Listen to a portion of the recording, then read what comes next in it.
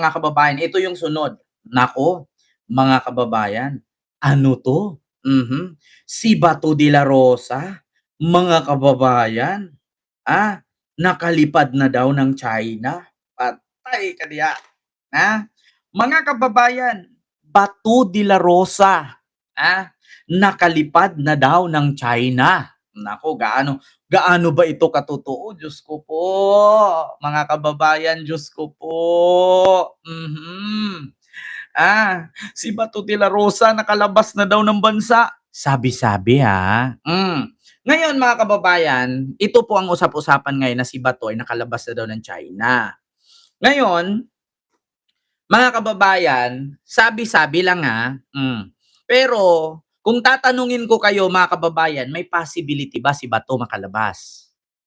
Paki-comment sa comment section.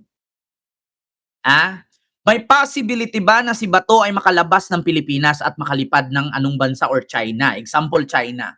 May possibility ba? Nanay Minda, hello po. May possibility ba o wala? Makakalipad ba si Bato o hindi? Yes or no?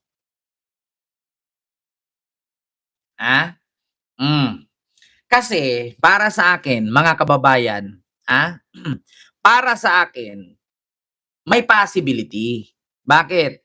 Una, si Alice Go nakatakas. Biruin niyo si Alice Go. Nakalipad ng Malaysia, lumipad ng Singapore, papuntang Indonesia. So paano nangyari yun? So ngayon mga kababayan, hindi natin masabing walang possibility si Batong makalabas. Una, ilang beses ipinatawag, no, ni Risa Hontiveros sa Senado ang Bureau of Immigration. Ang sabi, puro wala, wala, wala, wala. Pero si Alice Go nakalabas.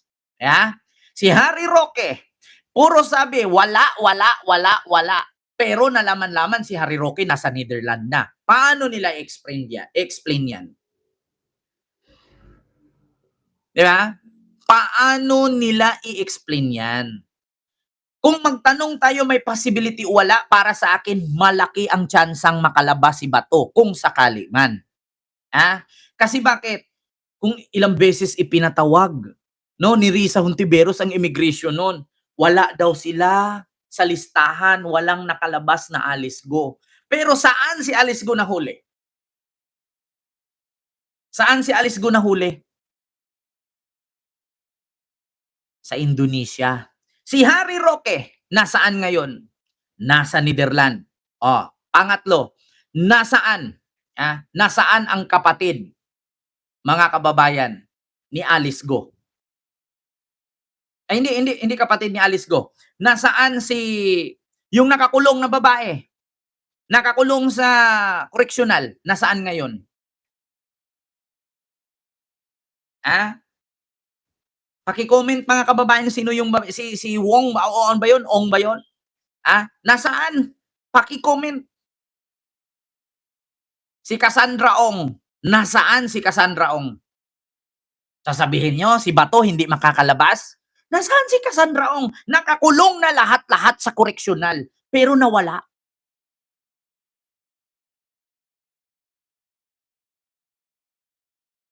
Di ba nakakulong si Cassandra Ong sa correctional, pero nasaan ngayon? Nakalabas. Si Tebes, nakalabas. Di ba? Pero ngayon, mga kababayan, usap-usapan lang yan na nakalabas daw si Bato. Pero sa akin, posible po talagang makalabas si Bato kung hindi maghigpit ang ating gobyerno. Kasi mga kababayan, hindi naman po kasi mga kababayan isang beses lang nalusutan ang otoridad natin. Si Cassandra Ong nawala sa sa correctional. Nakakulong na lahat-lahat sa Mandaluyong, pero nandun na sa Japan ngayon.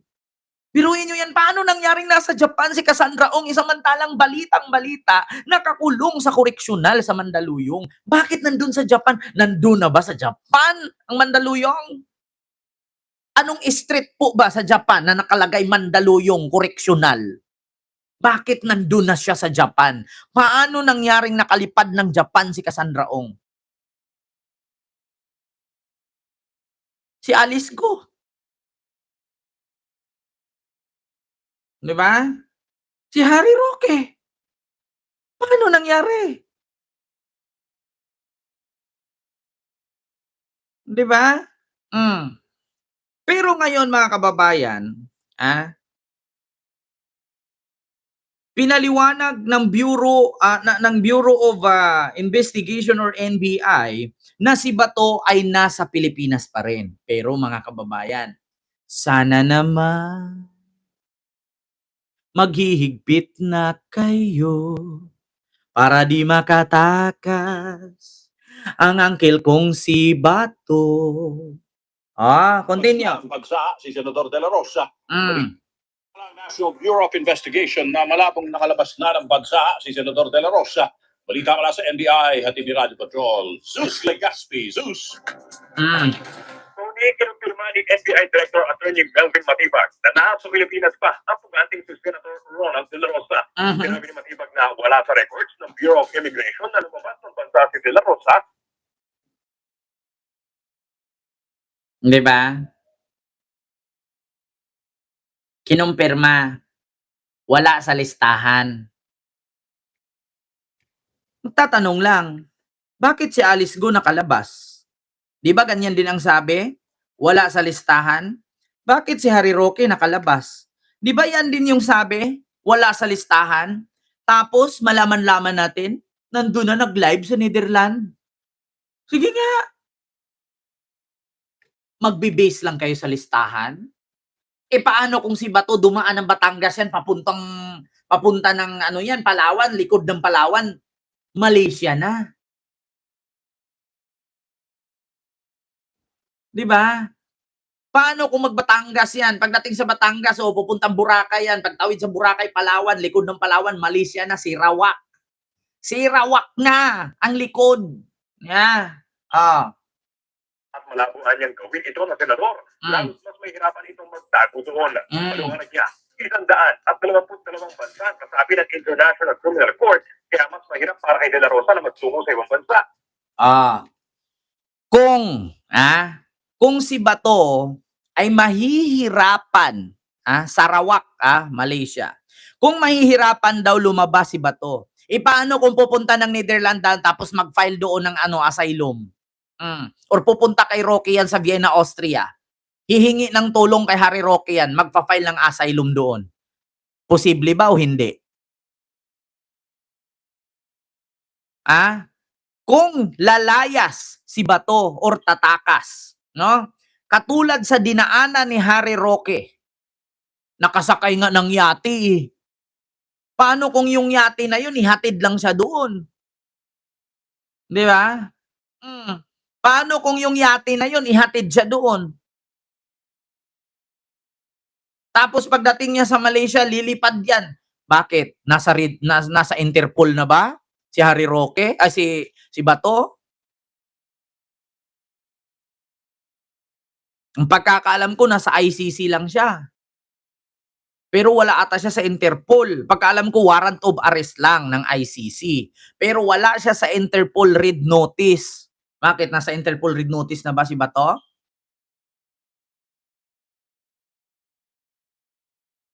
Wala pa sa Interpol si Bato, red notice.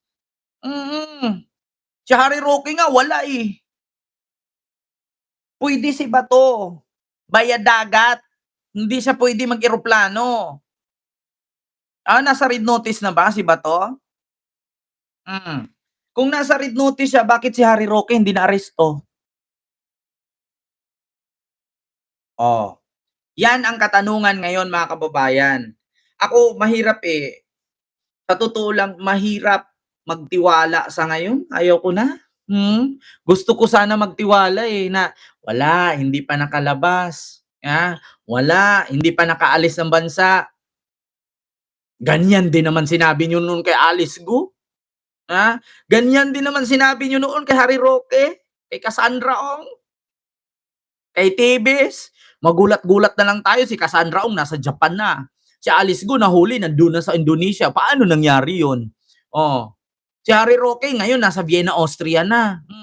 Si Tebes doon nahuli sa Timor-Leste.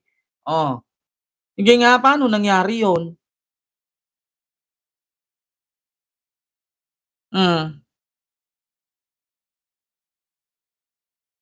Paano kung lumipad yan, tapos humingi ng tulong kay Harry Roque, 'di ba?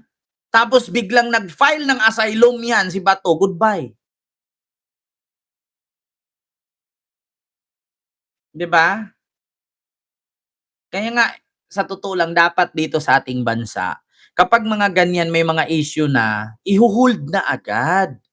Bakit? Kasi kapagka lumabas na yung kaso na matiktikan nila na meron silang kaso, lilipad agad, eh.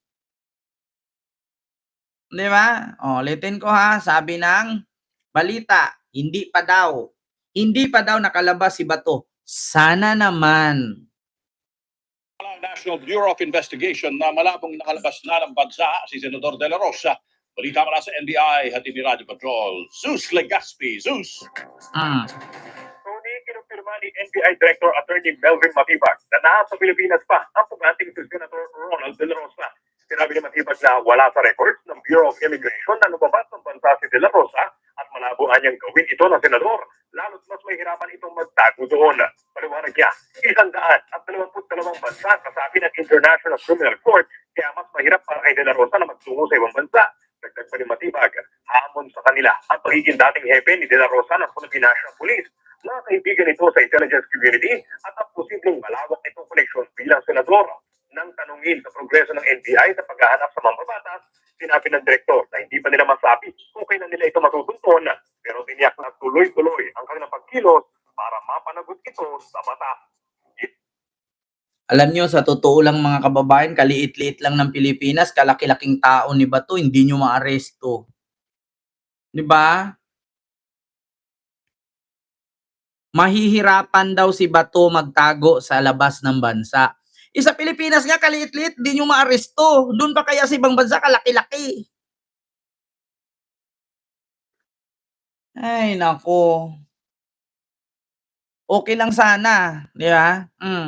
Okay lang sana kung ang Pilipinas, ang tagahuli ay NBI lang. Paano kung may immigration, may customs, may pulis?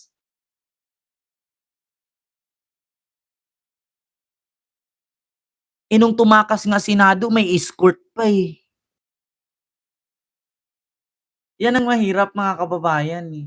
Tapos tutulungan pa ng kapwa senador. Paano kung nasa Manukan Island na si Bato ngayon? Nandun sa Kuta Kinabalu, nandoon na nagtatago. Goodbye na. Alam nyo naman yung likod ng Palawan, andiyan na yung Manukan Island, nasa Kuta Kinabalu na. 'Di ba? Tapos pupunta na siya ng Kiningaw. Pupunta ng Kiningaw, pupunta ng Kinimis. Kinimis ba 'yon, yung malamig na lugar na may kapihan? Oh, sino mga taga Malaysia diyan?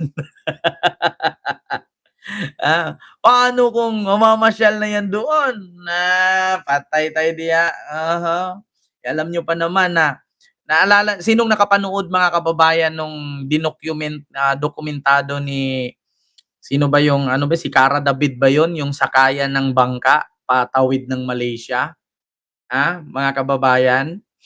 Sino yung nakapanood doon sa document ni Cara David, na sumakay siya ng bangka na walang papel-papel, walang dokumento, tapos sumabay siya papuntang Malaysia? 'Di ba, mga kababayan, may mga gano'n, eh. Oh, napanood ko 'yun, yung kay Cara David at saka kay sino pa yung isa, mas may nauna pa kay Cara David, yung maiksi ang buhok. Document niya, inantay niya, 3 gabi siya doon sa isang kubo malapit sa dagat kasi darating na daw yung bangka na sasakyan nila patawid ng Malaysia. 'Di ba? Ay naku. Sa biri-biri po 'yun, sabi ni Ma'am Loveless. Oo, 'di ba? 'Di ba si Ma'am Jana Calunya napanood daw niya. O 'di ba Ma'am Loveless? Oh, Diyos ko, ako nga naikot ko 'yan diyan, eh. Ay naku. Sa Sabah, oh, paglusot mo diyan wala na. Oo, naku.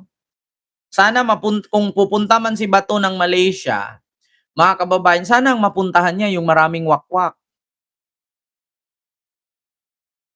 Oo, sa Sandakan. Totoo 'yan, Ma'am Loveless, sa Sandakan.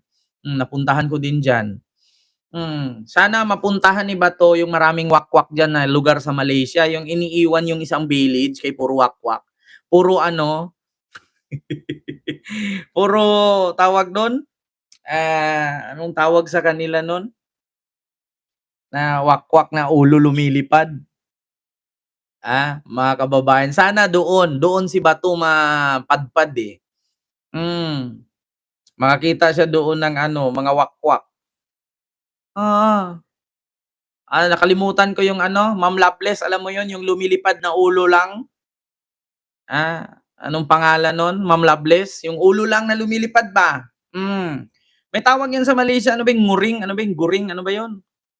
Yung pangalan nun, sana doon siya mapadpad. Meron kasi isang village talaga sa Malaysia, mga kababayan, na inabandon na talaga siya. Bakit? Sobrang daming wakwak. Sobrang daming wakwak. Sana doon siya mapadpad. Oo. Ay, Diyos ko.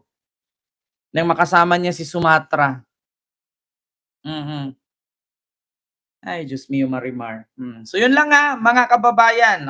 Kinumpirma ng Bureau of Immigration Bureau of Investigation or National Bureau of Investigation na wala pa daw si Bato. Hindi pa daw nakalabas ng bansa. Sana naman. Sana naman pag-iingatan niyo si Bato. Ma'am GM Hashimoto, maraming salamat sa iyong palipad, ma'am. Thank you so much po. And kay King Tubman ba yan? Naku, mga kababayan. So yun lang po mga kababayan, Sarawak, I hope that goes there. Make a ball out of his head. So yun lang mga kababayan, maraming salamat po, no, sa inyong lahat.